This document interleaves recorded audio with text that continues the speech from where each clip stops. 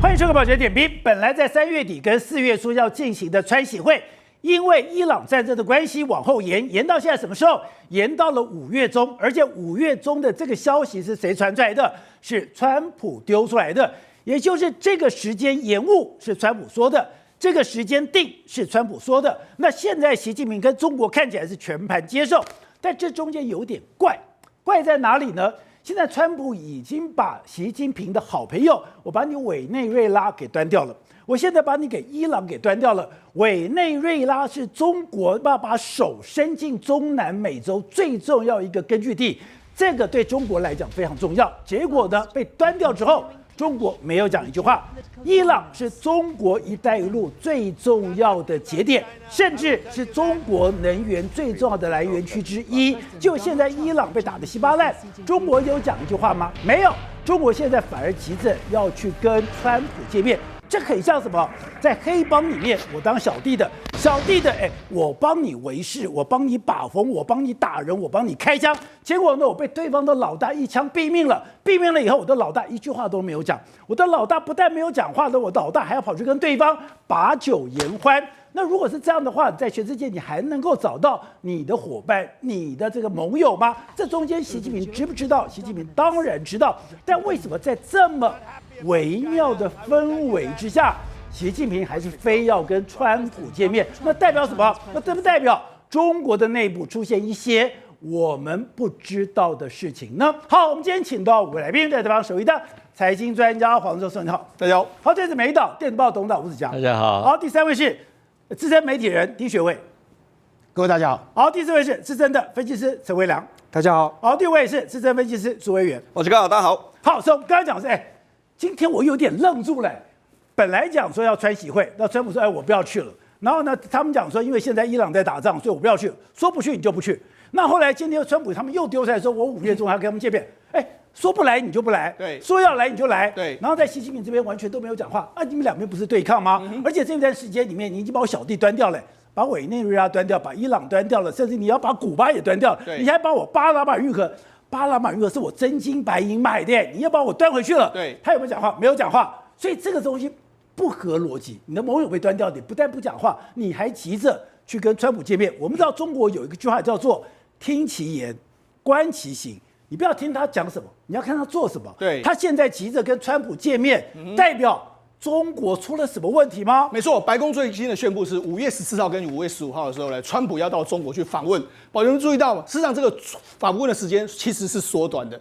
他上一次是3月31號、4月1號跟4月2號，而且縮短了1天，所以他去，他大概就回來了。對，他可能談完，他馬上就要走。本來是3天，現在只剩2天。對，他去，而且原本這個中國方面不是希望他到上海，說沒有，我不去上海，我就只去北京，而我就是去跟你談我要談的事情。對，那你知道，事實上這一段時間裡面來說的話，事實上川普都一直不太想去，但是根據我们得知是說，中方一直跟川普一直敲定這個時間，川普就說好了，你說中方急着要跟川普見面，對，那為什麼這個樣子呢？因為事實上中方也知道。過去半年以來說話，大概是習近平這一輩子最倒霉的一段時間。寶傑，那最近他發生什麼事嗎？他怎麼了？他的盟友全部都不見了，我的委內瑞拉不見了，我的古巴也不見了，我的伊朗現在也不見了，我的俄羅斯現在搞不好也會倒。寶傑，你知道為什麼嗎？不是，俄羅斯現在講說他的油要用美元計價。對，為什麼？因為現在川普，他跟這個普丁在那邊塞狼啊，說，你看我現在可以讓你讓你這個用這個賣全世界啊。所以呢，現在普丁搞不好他都認為說，我為什麼要居在中國之下？我覺得現在這個局面其實有一點點轉的，讓大家看不懂這個狀況。可是習近平一直都是狹路相逢勇者勝。照理講，你把我旁邊的這個小弟都給端掉之後，我應該跟你拼下去啊。對，怎麼這個時候你要急着見川普呢？我跟他講，實際上有內在跟外在的原因。外在來說的話，幾乎他所有的政策看起來的話，全部都是失敗的。他的對外路線幾乎是，你看現在敗得一塌糊塗。對，那裡面有沒有人挑戰他？我跟你講，一定有，只是沒辦法真的把他扳倒而已。像他這幾天他去雄安新村，還沒說，我沒有錯，我完全是正確。這種就表示什麼？他極度的不安全。他今年砍了那麼多人，對，火箭軍也砍，張又俠也砍，為什麼？因為他非常緊張。他現在知道什麼局面？第一個，中國的軍事實力在美國面前來說，似乎是打到非常嚴重。对，這個川普說什麼？他們發射了101枚的導彈，那當然是中國跟俄羅斯在後面，我們完全把它攔住了。那這表示什麼？101枚的飛彈打到林肯號，打向林肯號，居然沒有一顆打到。对，另外一個，你在伊朗很多這個都是防空飛彈，什麼都是中國啦。對，不只是伊朗，委内瑞拉也是，俄烏戰場也是。事實上，他們證明了什麼？證明了你中國武器不堪用。所以現在歼20的殲20之父，現在的雷達之父，現在的導彈之父，現在所有的軍工重要的人員全部不見了。沒事，他清洗那些人幹什麼？清洗那些人的意思就是說，你們都在騙我嘛，或者說就是不堪用。你告訴我，我就是不堪用的一個狀況。你們要，其實從今年他開始，他再也沒有離開北京市。他最遠就是這一次到雄安新村站，他都沒有離開過，沒有離開北京，沒有離開過北京市。為什麼？他當然很害怕，我離開北京市到底會發生什麼事，他自己也搞不清楚。而且今天有個人提醒我說，你有沒有注意到習近平？也就是這幾年來，以前不是講嗎？2025中國製造，是你现在有在聽到嗎？沒有。東升西降，你現在有聽到嗎？沒有。大國崛起，你還有聽到嗎？沒有。甚至現在連飛機都不太來了。事實上，簡單來講啦，在今年的這個所謂兩會的時間，兩會今年是15計劃的啟動年。照理說他們會大張旗鼓啊，2025、這個2035什麼沒有，今年都沒有講。為什麼？因為事實上顯然在這個時間點，他知道我繼續講話，搞不好會面對川普的再構重擊。所以現在我能夠做的就是先不要談這些事情，這些事情都盡量不要談。另外一個部分來說的話，現在中國面臨到什麼樣的局面呢？第一個，我們講它的經濟目前為止失業率是節節的在往上攀高，職業失業率16.1%，青年人的失業率啊，然後25到29歲的失業率非常高啊。外商不來，然後外商往外跑，這個狀況非常嚴重。那另外一個是什麼呢？中國今年呢，他罕見的，他把這個經濟成長率呢沒有到5%，他說，可能不會達到5%，這是什麼意思呢？事實上，可能中國經濟如果沒有到5%的話，它可能就是一個衰退的局面。其實簡單來說就是這樣子。而且之前也講，在中美對抗的時候，對。中國人才會講說，我們吃樹皮，我們吃樹根，我們都要跟你槓到底。對，那個時候在講說，好像中國是吃得了苦，吃得了這個不怕苦不怕難的。但今天有人跟我講，不對哦，中國剛剛講的這幾年來，你不是發展嗎？發展的時候，你有個重要的東西，你要維穩。對，維穩也就是每一個人的行蹤，每一個人都要監視器。對，你還要竊聽，你還要審查這些東西。你說那個東西，毛澤東時代可以不在乎這種事，因為毛澤東所有的控制。是，他說在習近平任內，你要知道說，他要去維持一個國家，它的基本費用是非常非常高的。所以就是說，當沒有錢的時候，毛澤東是可以撐得過哦。對，可在習近平那上面，你真的沒錢的時候，那是真的撐不過的。沒錯，事實上中國都一直對外說，我們絕對可以跟美國死磕到底，我們人民可以吃苦。可是我跟大家講，中國人民現在不能吃苦了。為什麼？他們人均 GDP 現在是13000塊。13000塊不是以前一窮二白的中國人，他不是，他現在過了好生活，他每天可以上網，每天幹什麼？你讓他沒有這個好生活，他會跟你翻天覆地的。所以現在不是以前的，他管理的已經不是毛澤東時代那個中國，他也不能夠講說啊，中國人不在意什麼吃不飽、穿不暖、過不好的時候，不是，中國人已經不是這樣的。我們從跟很多中國人接觸，你也知道他過的生活，搞不好有的些人比我們更好，他怎麼有可能？我們台灣人都一直很在意怎麼打仗，他們不 care， 他們也是很 care 啊。那我們講呢，我們就簡單查了一下，說中國的這個預算，中國預算剛剛講的公共支出，也就是他們基本的維穩預算。維穩預算都要幾兆美金。對，所以現在習近平所治理的中國，跟過去毛澤東治理的中國已經不太一樣。所以他現在怎麼樣呢？他必須認識到說，他可能過去有些路線，或是有些部分，他必須要跟川普好好的坐下來談一談。對，包括未來的國際局勢、台海局勢，這些都可以談啊。所以我才說，為什麼他那麼急着跟川普談？其實講白了。中國其實最大的市場就是美國。對，你你把東西賣到美國，你才真的賺到錢。是，我们看到了蘋果在中國裡面就講哦，蘋果這家公司在中國是投資了70幾億美金，它等於是養活了幾百萬個人。對，而在500萬個人裡面都是高階工程師。如果你真的沒有美國的話，中國最肥的那一塊是會被吃掉的。對，所以今天如果等一下，你今天就算是賣到了非洲，你賣到了東南亞，就出現今年的狀況。對，你的出超有沒有？有，你出超幾兆、上兆，創了非常漂亮的數字。對，可是國內1毛錢都沒有賺到，那代表什麼？你犧牲你的人力，犧牲你的資源，犧牲你的能源，犧牲你的東西，你就便宜了別人，賣便宜貨，是對你自己本身是沒有什麼好處的。對，沒錯。中國去年呢都在大張旗鼓說，你看我們的出超創下了歷史的新高，但是讓出超創歷史新高的時候，你要仔細看。出超創新高的時候，事實上你要看到底能不能夠賺到錢。譬如說，你看很簡單嘛，賣到非洲我只能夠賣5塊，賣到美國我可以賣50塊。我講一個例子就好，這個例子叫做中國的電動車。中國電動車現在可以賣到全世界去，它一年的產值哇非常非常之大。可是如果你仔細去看中國那些造車的企業來講話，大部分都是在流血輸出，這就是中國現在的狀況。它可以一直不斷的流血，它為了這個所謂它的經濟發展，它一直不斷的這樣打。但是呢，人都是這樣子，你經不起長時間的失血。這種模式，其實貝森特早就講了，你中國模式一定要好好改改，不改絕對會出非常大的問題。吴總，你之前講到川習會要見面了，果然現在已經傳出來5月要見面，可是很多人就講說不對啊，現在這樣的氣氛，你都已經把我小弟委內瑞拉幹掉，你都已經把這個伊朗幹掉了，我大哥都沒有講話，大哥不但沒講話，我還跑去跟我对方的幫派大哥2個人把酒言歡，那不是很奇怪嗎？那他們2個到底要談什麼？他們2個到底算盤打什麼？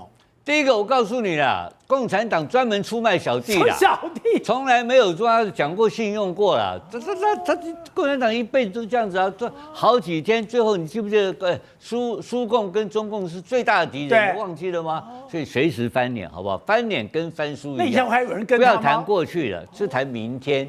明天要幹什麼？川普去要幹什麼？川普要幹嘛？川普第二嘛，交易嘛，叫他幹什麼？捧鈔票回來嘛。对。跟到大陸去 A 大陸的錢嘛，就這麼一件事情啊。你說川普不管做什麼事情，只有一個字 A， 我要 A 對方。當然是這樣子啊，他只講了他自己這一次他自己對他中共之行，他叫做 Great Deal。Great Deal， 他做出一個全球他最大的交易，這一生中最大的交易是要跟中國對，要搞清楚啊。他中國，我問你嘛，波音500架737，波音737是什麼飛機啊？掉了多少架？哇，危險的不得了啊！中共一次買500架，美國的航空，美國官方還在管制波音737啊，艙門會自己掉下去。對，然後他一次給他幹500架，他管你。波音還有做很多軍火，他為什麼不制裁波音？啊，軍火波音做什麼東西啊？波音也有做愛國者飛彈呢，他有生產，他當然有生產了。我跟你講，所以老共不來這一套，我要什麼東西？勞工現在很簡單，你剛才講的都對啊。他15內捲啊，財政有困難啊，還有內部還有軍事，還有軍頭造反啊，還有紅二代鬧事啊，那怎麼解決？怎麼解決？就一個解決，就跟老美合作就沒事了啊。哎，他沒有老美，他活不下去。有這麼嚴重嗎？當然活不下去啊。哎，你不記得他們在幾個月前在中美貿易談判談過一個最嚴重的，有過一個謠言，把台灣嚇壞了。啊，什麼謠言你知道嗎？他說，你們都不要去找什麼日本什麼，我中共投資1兆美金，讓你把你的製造業帶回美國，你製造業要帶回美國，對不對？對。我把中國製造業端給你，我拿1兆美金給你，我還把老美嚇壞了，那不是就全部被他赤化掉了？他就有這個實力啊，但他也表示雙方有需要嘛。也就是說，你剛剛講到的，川普現在幹嘛？我要去賣東西，我要賣什麼？我要賣波音，我要賣大豆，我要賣石油，我要賣天然氣，我要賣這些東西。可是你說我中國我要跟你弄，也要弄一個 deal， 那我 deal 東西我去你中我要什麼東西呢？中國要的東西多了，中國要美國的整個市場，中國要美國的投資。比亞迪，你不要擋我中國的資金可以進去，我要你讓我能夠自由投資，中國什麼東西都可以賣，西印不能賣嗎？西印現在開始要抽稅，你知不知道？歐洲也抽稅了，他的東西通通可以賣進去，他不要經過第三國啊，對不對？他可以芬太尼全部停止都沒問題，他都沒問題，他只要讓他活下來，他現在所有的全世界的外銷，他還是用產能過剩在維持這個國家的成長。對，那問題是大家都知道這是不可持續的，沒錯 ，not sustainable， 這是不可持續。他把這不可持續的基本問題給解決掉，只有一個國家可以幫他解決嗎？美國，這是美國，只有美國有這麼大的量，有這麼大的市場，我可以吞吐。還有一個就是你在經濟上、你在政治上、科技上已經把我卡脖子。這個卡脖子卡下去的話，我活不下去了。那美國卡脖子有卡脖子的因素，但是跟經濟的生產力並不是直接關係。你要知道，中國大陸的經濟的科技產品，在它整個總 GDP 裡面占多少？占不到10%，這10左右而已啊。它的房地產30%。差點掛了，現在已經都沒有人要買了，掛了嘛。所以他另外的90、80，那他們怎麼辦呢？所以他們需要市場嘛。那美國是唯一可以滿足中國這個市場的國家，歐洲有沒有用？歐洲沒有用啊。德國現在很簡單，你知道一個消息嗎？德國的汽車賣到跟中國大陸合作，結果中國大陸是德國最大的汽車市場，對不對？對。結果現在電動車邁進中國大陸以後，發生什麼事情 ？Volkswagen 這些德國工廠最近有好幾個廠要關掉，你知不知道？我最近看到一個廠有2000多個人的一個工廠要打烊關掉，你知道最近他在幹什麼嗎？幹嘛？他跑去找以色列，去跟以色列研究能夠做什麼鐵穹。鐵穹跟他媽的 Volkswagen 什麼關係？Volkswagen 以前做戰車的發射車。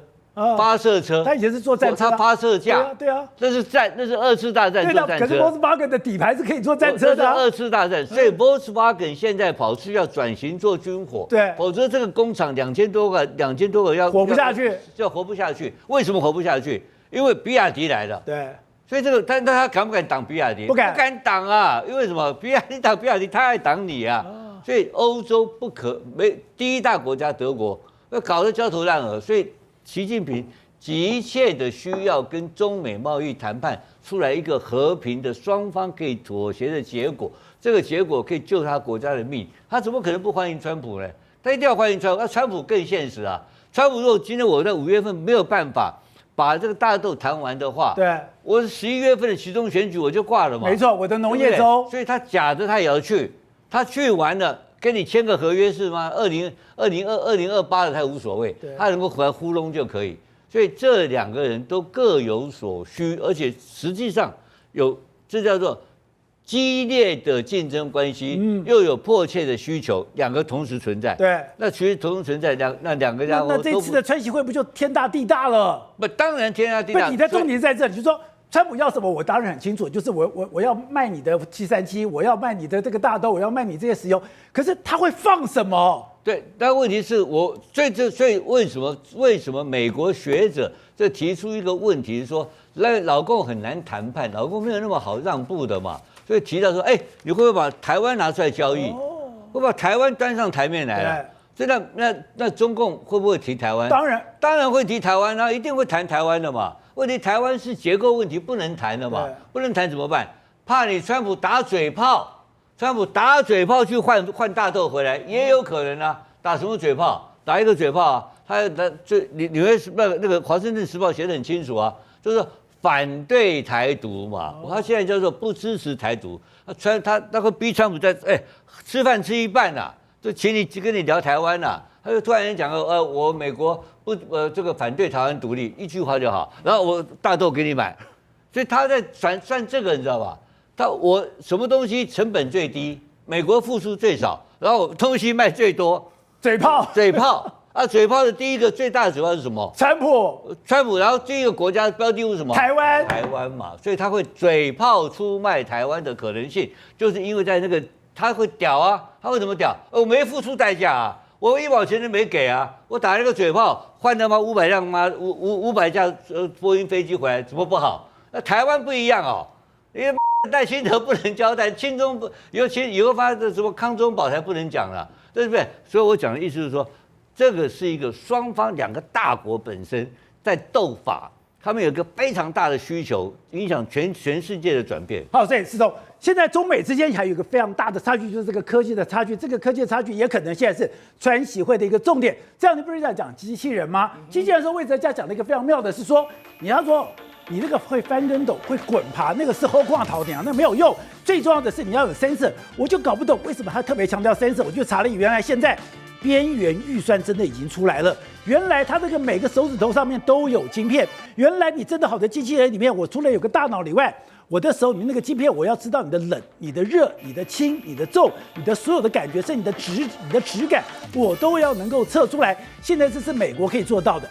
但是現在看起來中國是沒有，而中間關鍵在哪裡？這種邊緣預算的晶片都在台積電。不止這樣子，今天台灣跟美國漲的股票，不管是太空股或者是先進製程股，都跟台灣有關係。對，沒錯。上目前為止來說的話，全世界包括中美都在競爭這個所謂機器人。那機器人來講的話，美國的機器人很明顯是比中國呢目前要稍微好一點，但是呢價格還是比較貴。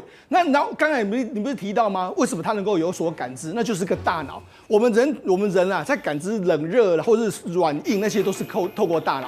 大腦就是除了這邊要有感測器之外，要有非常強大的運算能力。這個運算能力呢，就如同這個魏哲家講的，就是在我們台積電的身上。所以為什麼台積電會那麼的強？原因就在這個地方。也就是說，美國的這個機器人，我摸到了以後，你的輕重冷熱、對質感，我都可以摸出來。那這就是靠大腦的運算才能做出来。好，那其實從這一點就會感覺出來說，中國跟美國的科技差距也是差在這個地方。像我們講這幾天大家很流行的就是 SpaceX 即將 IPO。對，那 SpaceX IPO 呢，它其實也是代表一個意思，就是美國呢要在太空科技上面來說話，跟中國要決一死戰。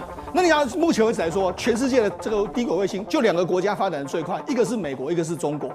美國目前為止來說 ，SpaceX 已經發了1萬多顆，它未來說要發到4萬多顆。那中國現在大概1000多顆，除了官方還有民間1000多顆這樣一個狀況。所以2國現在都在發展這個太空。那發展太空能幹什麼呢？第一個很簡單，我們可以看到說，不論在烏克蘭戰場、在委內瑞拉戰場，或者在伊朗戰場，有太空者，幾乎是你就可以贏得太空戰嘛。訊息第一個時間，我就可以把對方的訊息完全切掉。我 cover 你的訊息之後，我就可以幹掉你嘛。而且在很多沒有辦法有5G 什麼通訊的時候，就用這個衛星就可以通訊嘛。所以他說，得衛星者得天下。所以中美之間的一個鬥爭的或者是說競爭的未來的話，這個太空當然也是非常重要的一個看點。喂，我們當然講。現在不管你要打太空戰了，或者你今天打這個機器人，你這重點就是那個晶片。你先幫我帶，原來12寸晶圓長這個樣子，然後12寸晶圓裡面有非常多細膩的地方，這是拉開中美差距的部分。是寶傑哥，所以為什麼台積電的股價可以這麼樣的出類拔萃？原因就在於先進製程所謂的一個晶圓的一個部分。那這個剛好就是什麼？中國的短板啊，剛好現階段碰到什麼？比如說這個剛剛思聰哥講了 SpaceX IPO， 它上面的一些晶片，黃仁勳他已經去推，比如說這個 Vera Rubin 相關的一個晶片。我們來看這個12寸晶圓哦，我們如果舉例啊，它假設如果是2奈米的話。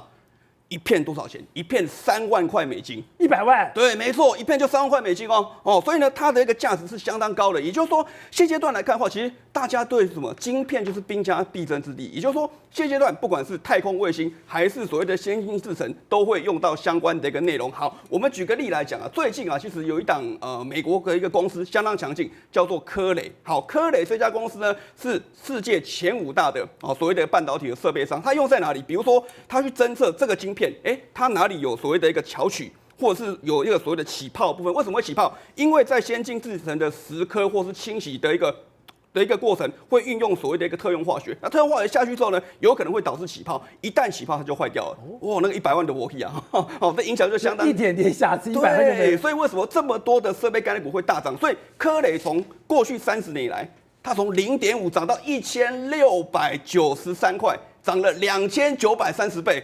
哇，這個嚇死人啊！所以這就帶動什麼？為什麼台北股市不管是設備啊，還是太空概念股就這麼樣的強？所以，比如說我們舉幾個例子哦。現階段來看，包含像博通，昨天前天他有說，我們現在缺晶片了，我沒有產能怎麼辦？希望能夠跟台積電簽一個這個長約。那但是台積電說什麼？我現在的產能都在輝達。都在 Apple 身上，所以呢，帶動了很多的設備概念股比較強，甚至衛星。我們舉幾個例子啊，比如說今天有一檔股票漲停板，叫做3081的聯亞，它就做所謂的一個磊晶片。那磊晶片用在矽光子的衛星傳輸的一個技術。那這個所謂的衛星，我們講2個衛星在太空當中不太可能，這個 AI 運算完之後。不可能用這種線嘛，傳輸線那很 stupid 嘛，不可能，一定用雷射跟雷射之間用所謂的衛星的一個傳輸，這個就會用到聯亞的一個磊晶片哦。所以呢，最近就是台灣也有，是就是因為這樣子，所以呢，台北股市當中像聯亞最近就紅起來了，股價漲到多少？漲到1000哦，所謂的一個1690塊的一個部分哦。所以目前來看的話，就是這一檔個股目前來看，包含像本土法人給它的這個目標價也提高到相當到了這2000塊以上。那另外呢，所以我們剛才講。如果說台北股市上面來講，剛剛有講晶片會起泡嘛，有一些所謂的落塵、灰塵或者是損傷的部分，誰去偵測相關的一個缺陷部分？台北股市其實有2檔哦，一檔叫做7721的這個所謂的微塵室，它很簡單啊，其實目前來看它的毛利率就是高達70%，哇，這什麼概念？比台積電還高，台積電是將近60%，它的微塵室的毛利率是高達70%，它就是做晶片的偵測有沒有損壞、有沒有缺陷、有沒有起泡。然後呢，以及呢，所謂的一個先進製程的一些晶圓這個所謂的 EUV 的一個光照盒的一些檢測部分，它就是跟嘉登集團做合作。那我們知道說，目前來看的話，整體來講，為什麼台積電要去美國做這個亞利桑那做一個設廠的部分，就是因為什麼缺晶片的一個部分。所以呢，這個部分也是相當值得大家留意。未來如果要爭霸什麼？要爭霸太空。我們之前講過了，不管美國去攻擊委內瑞拉，或者是美國去攻擊伊朗，它其實先遣部隊什麼都是太空軍跟它的网際網絡部隊，也就是現在誰掌握網絡，誰就掌握天下；誰掌握太空，誰就掌握這個世界。還有一個關鍵就是你要去處理這兩個部分，你的重點都在算力。所以石頭剛剛講，不管在軍力，不管在國力上面，今天都跟台積電是有關係的。今天就像講，我在 SpaceX 我要上市了，甚至今天我的運算我也要打到太空了，甚至我現在的邊緣運算也都要進來，所有東西都跟算力有關。所以今天設備全部一飛沖天。沒錯，你要想說，SpaceX 如果真的要上市，那關台灣什麼事？我們這樣前一陣子我們不是講嗎？這個 SpaceX 的這個伊隆馬斯克不是說他要自己蓋晶圓廠？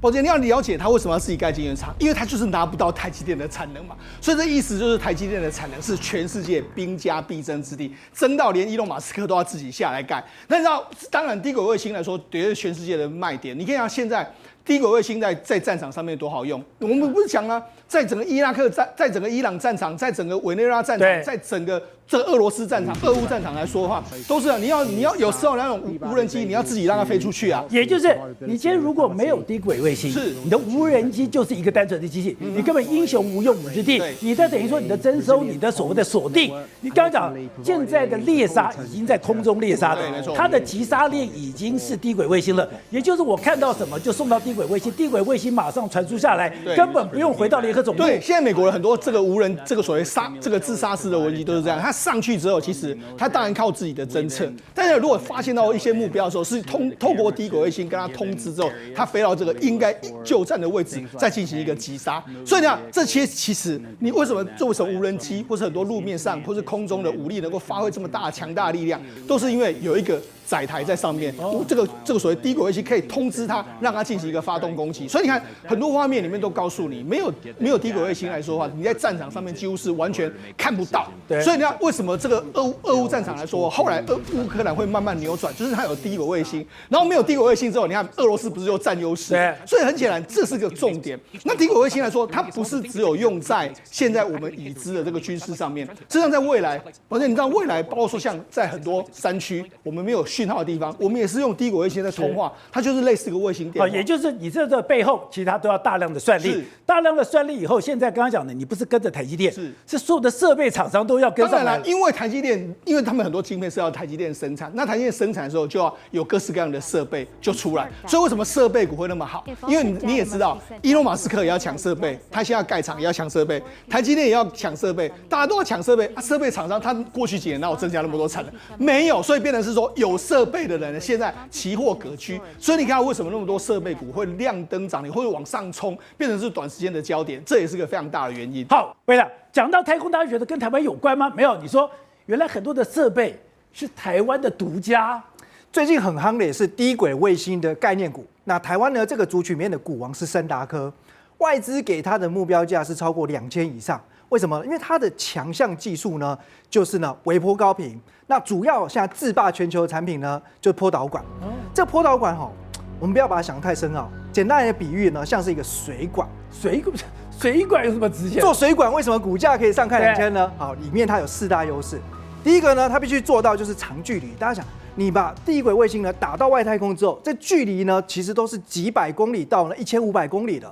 那訊號要跑這麼遠，還要穿過大氣層，你要怎麼樣呢？讓這個訊號不衰減、不流失，這個就很難了。所以呢，第二個就是它必須要耐高壓。既然是水管可以想象呢，這個所謂的毫米波，我們就是用高壓水柱在裡面衝。對，那你這個水壓要怎麼樣呢？能夠承受得了？第三點呢，就是低損耗。那其實講到呢，這個低損耗就是它的一個管徑的內壁它其實必須要極度的光亮。你不能有任何一絲好像這個像是沙子一樣粗糙，對，因為這個訊號呢，它就會在裡面亂反彈、亂發射。那舉例來講其實它必須做到這個尺寸的公差是在呢10微米以下。我們人類的頭髮這個直徑大概就是呢差不多100微米，所以10微米等於就是呢你要做到比頭髮還要精細，剩下1/10。對，否則呢裡面的訊號一打到，它好像就水打到大石頭，它就會亂發射了。好，所以呢其實這個部分，我看到說這個波導管裡面要做的比鏡子還要來的光滑。对，而且剛剛講的，他要等於說要比紙張還要來的更平。他說要到平到什麼程度？他說你平到就像一棵大樹，你不上面你連多一顆灰塵都不可以，都不行。對，所以呢，還有第4個非常難的地方，既然要做到這麼細、這麼精細，那還有一點就是它的重量哦，就像鋁箔一樣輕，非常的輕。好，所以呢，結合這幾個優勢之後，這麼精細的東西可以做到這麼精細，但是呢，能夠做得出來，其實有一些實驗室在做。但問題是，昇達科現在是呢，每年你要生產到這麼精細，像大樹一樣穩定，像灰塵一樣的精密。可是呢，你必須要呢，一年要生產幾萬量化。对，量產要每年幾萬個交付給客戶，所以一般呢，你只要達到這個國際大廠供應鏈，其實很難被替換。那這個代表呢，它不僅是現在有商機，因為我們知道，美國未來要發射100萬顆，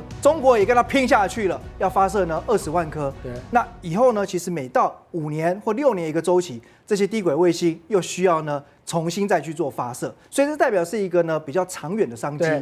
那再來，我們談另外一家公司。所以原來我常常看，就是說你們在講的那些股王，都是看起來我可能連知道都不知道，可是沒有想到它的獲利居然這麼可觀。沒錯，而且大家已經是看到它未來數年那個可能獲利像指數級的爆發增長啦。那我們再來聊另外一家公司，我覺得也很特別，是華通。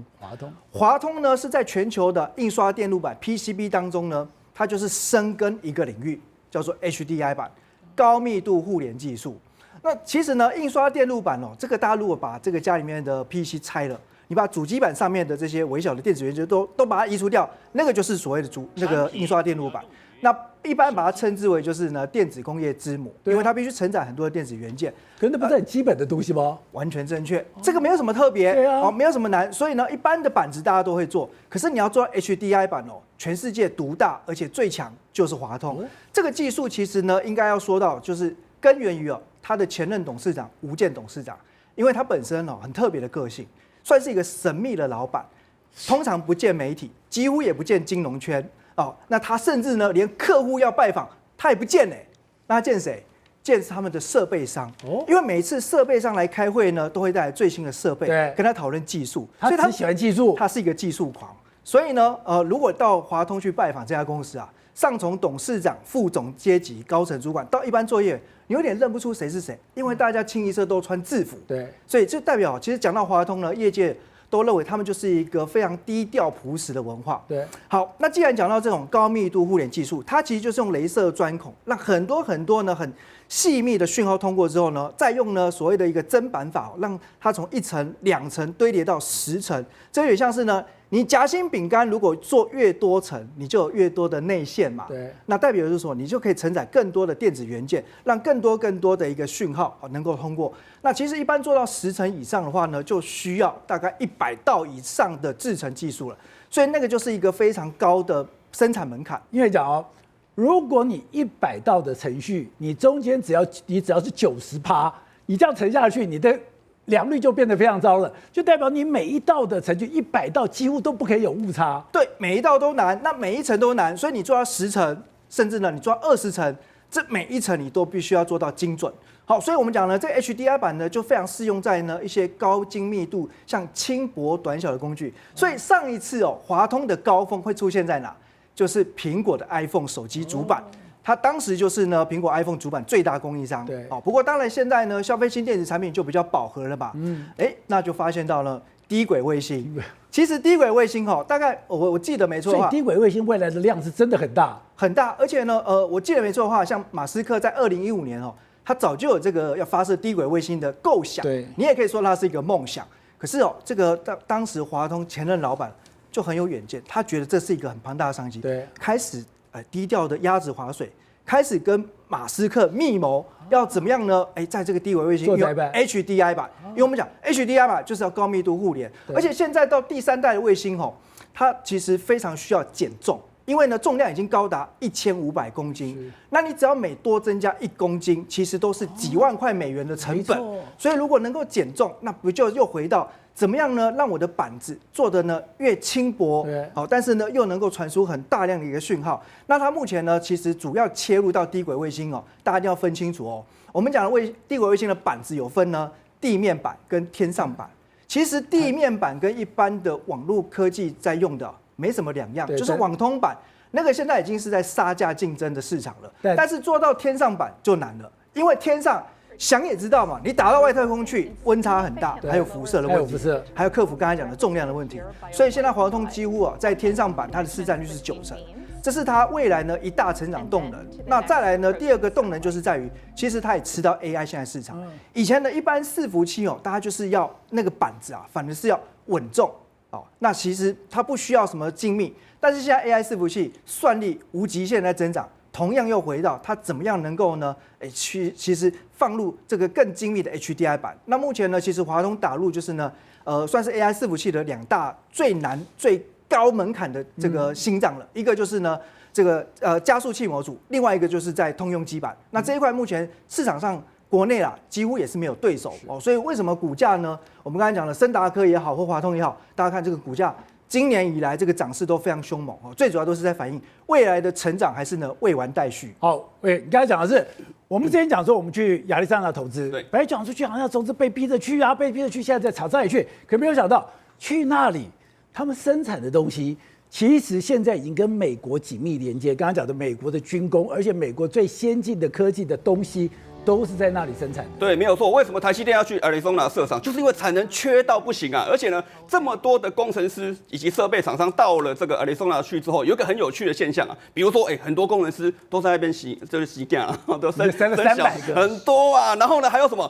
寶傑哥，你知道嗎？因為有這個 MLB 美國職棒大聯盟有這個亞利桑那響尾蛇隊，他們還特別設一個什麼台灣日哇，我們還有台積電員工弄跟那個 Fab 21，對，拿一個扛棒在那個地方，哇，很開心這是台灣之光。另外呢，像我們大家都很喜歡吃的像富航豆漿，也跑到那邊去了。富航也去，是，对，所以我覺得說這個題材是相當豐富。好，所以現階段來看的話，其實我們台灣來講有3大盟主跑到這個亞利桑那去幫台積電做相關的設備。第一個呢就是德興半導體，第二個是盛輝大艦隊，第三個是所謂的一個崇越。好，那為什麼要設定這3個大聯盟的部分？因為呢，如果說我們在台灣設廠比較簡單，為什麼？因為大家都熟悉政府可能會有一些協助跟幫忙。但是如果到美國去，那些公司都有講，沒人被插我，那公務員他不理我，還不鳥我，那自己想辦法，所以他只能怎麼辦？成群結隊，大家這個打群架綁在一起。所以我們舉個例像因為這3大聯盟當中去最多的是德興半導體，裡面就我們剛剛所提到的，像是這個7734的這個硬能科技，我們剛才講晶片這個起泡巧取，它就可以把它做銷售的動作。那如果說做偵測動作，就像我們剛才所提到的7721的這個微程式的部分，相關來講的話，我覺得說都是現階段台北股市可以比較強勢的一個相關個股。对，今天柯文哲宣判了。柯文哲今天剛剛判了17年，褫奪公權6年。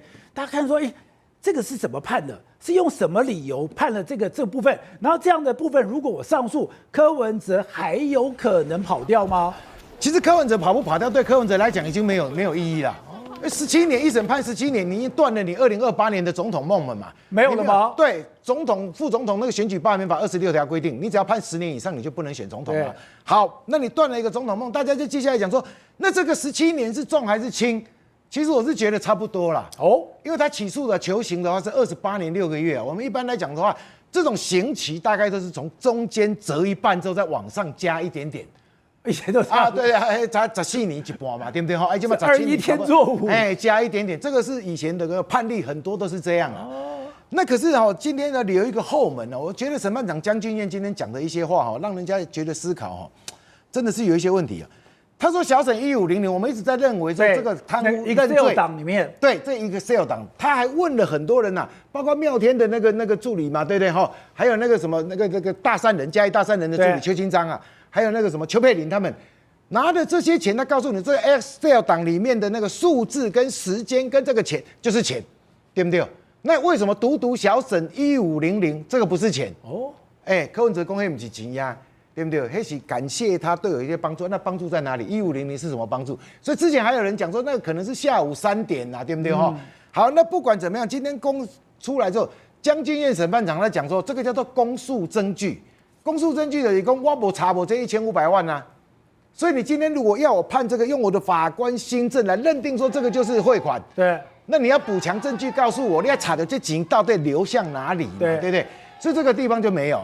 那沒有的話，你認定，這個光他貪污受賄這個地方判13年這13年法官有講什麼？就是那個210萬的政治獻金。對，他不是透過張志成跟那個朱雅虎找了威金集團7個人嘛，所以30萬。他今天在辦公室踩腳踏車，人家拿300萬進來，那也不算，那叫侵占。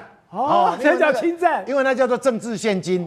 政治獻金你理白了照理來講你不能夠挪為私用嘛。對，所以他侵占跟背信這一塊的話，也判得蠻重的。所以今天判貪瀆的只有說我分給每一個人頭大概30萬，加減那210萬，對，是用那210萬來判他今天貪污啊。這個時候法官又用他的心證來認定了，他說這210萬叫做前金後謝。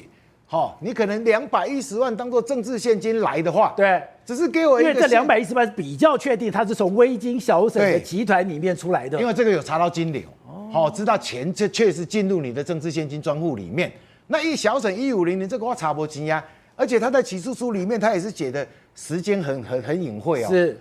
他是說，因為就是這樣的，你今天雖然收了那個300萬，然後你沒有一個對價關係，所以我很難判你這個貪瀆。可是今天是因為威金小沈，你有個金華案，所以我就可以說，你這個錢雖然也是進來了，每個人分，但是你就會有對價關係。有了對價關係，就是我有前金後謝，所以用這個來扣他的13年。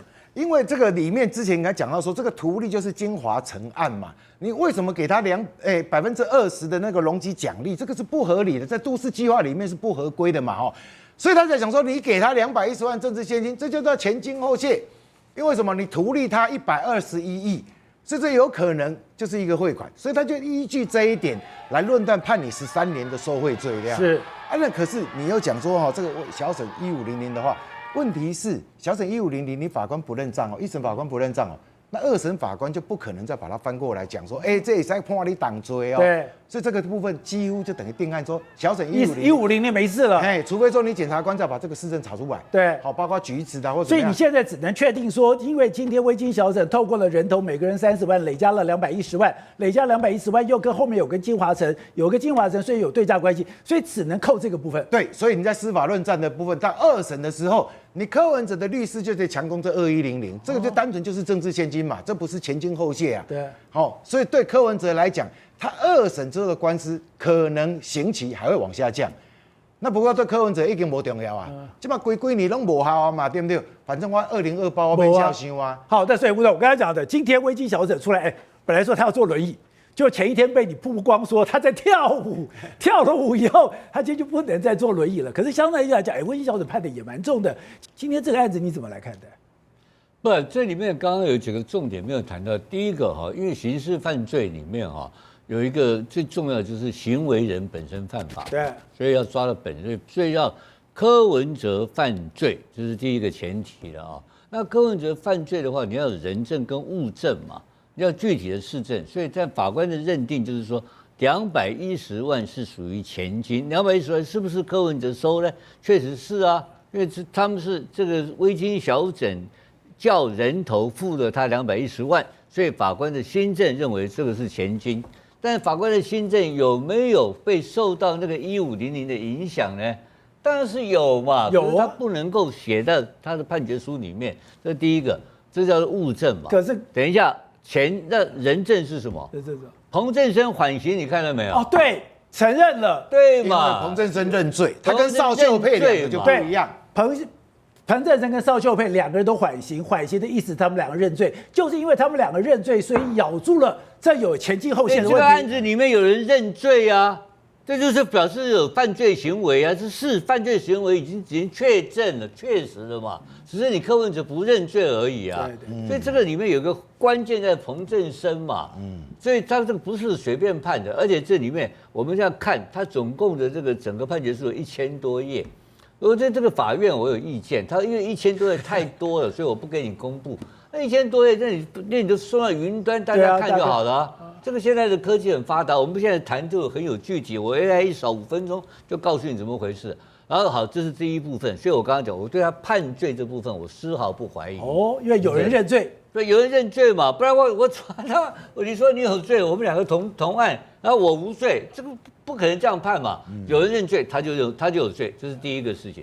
然後第一大部分然後第二部分來講的話，他要求他今天有個特別要求，他要你所有的被告要到場，對，要臨庭到場，不然我要拘提。一般是什麼意思你知道吧？當庭拘押，要拘押或是要加保。家寶，所以當時我就跟朋友談，我說然後柯文哲提出3個要求，那3個要求他希望說不要加保，然後他希望他把他那個電子腳鐐去除，然後不要限制居住。這3個問題啊，聽起來好像他還聽起來很正大光明。那為什麼不讓他去東京，不讓他去日本？就是限制居住嘛。就是你到底在想什麼？當然法官認為說你有潛逃啊，認為你有逃亡之虞啊。因為一直認為我抓不到你的贓款，不等於說我不相信你沒有贓款。所以法官有心證了。不，當然法官有心證，為什麼判那麼重？開玩笑啊，對不對？你看到一樣是高虹安，他也是一樣，他是徒弟背信罪嘛，對不对？結果他判他7年多，到了2審法官就翻掉了嘛。那個在法條上的解釋不一樣，那這個東西沒什麼好談的。柯文哲第3個更糟糕，柯文哲還在搞小草。戴博總，你看到今天其實他進到庭面的時候，他是气定神閒，覺得自己是沒事的耶。柯文這個人啊，就是嘴賤心壞，膽小如鼠。我跟你講，他今天看到這個情況，為什麼他微笑？你知道吧？就是你沒有抓到我他媽錢嘛，對不對？你沒什麼本事啊！你法官搞半天弄了我210萬來扣我帽子嘛，我真正的錢查你抓不到嘛？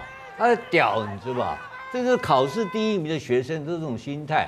老子呢幹了，你沒有辦法拿我沒轍。你那個挑我幾條能把怎麼的康桃你啊？他在嘲笑賴清德。可是我也判你17年，那你要坐牢的。就是他，但是我現在比賽我贏你啊！我比賽我贏你啊！你是無在調搞2萬，你沒有辦法抓到我的贓款，你是不要搞嗨嘛？但是我可以很簡單，他這樣搞，他想幹什麼？他幹嘛？他繼續搞政治嘛，沒錯。他搞政治要幹什麼？他報仇嘛。他賴清德，你看了好了，你看最後你看到立法院，他每天在立法院上班嘛。對。他開始就搞賴清德，烽火連天。他烽火連天個屁！他們8個人烽火連天，他媽小咖，他媽我都不怕他烽火個鬼頭啊！他就是一個不識相的北霸嘛。屌什麼屌人？你就乖乖打官司。對。搞不好打個10年。大家忘記柯文哲是誰了，無罪就跑了嗎？不就簡單嗎？你現在耍屌，我告訴你，2審，我問你嘛，2審能夠撐到28年嗎？撐不到，2審就給你判掉了吧？我告訴你，3審是書審書審給你媽3個月給你搞掉，對，28年給你關起來，你這個家伙屌什麼屌啊？這囂張，你懂我意思沒有？這個嘛，我當被告，我是職業被告，我一天到晚跑法院，我當然懂這個心態嘛。他準備修理他媽的賴清德嘛，他準備來玩他媽復仇大賽嘛。你說等於說他跟賴清德沒得談了嗎？他不會談了嘛。那這也不是講說綠白合還有可能嗎？我原來以為，因為那個有一個關鍵的戰略時刻嘛。如果他開始這個就是很簡單，那有個時機點，所以就是這個叫黃國昌離開了啊，他現在每天在哪裡上班，你知道吧？在立法院不是嗎？對啊，在黨團啊，他幹嘛？他黨團他就是要交易嘛。他黨團他不是要交易，就是要找麻煩嘛。他是修媽手，他修他拳頭大，他拳頭8席大個屁，那國民黨一翻就翻過去了嘛。對，盧媽一個人把他翻掉了，對不對？他唯一的機會就是國防預算嘛，你就是你可以交易，他一天到晚講聯合政府，那不是誰聯合政府啊？57台每晚9點，寶潔點兵點出全球戰略新布局。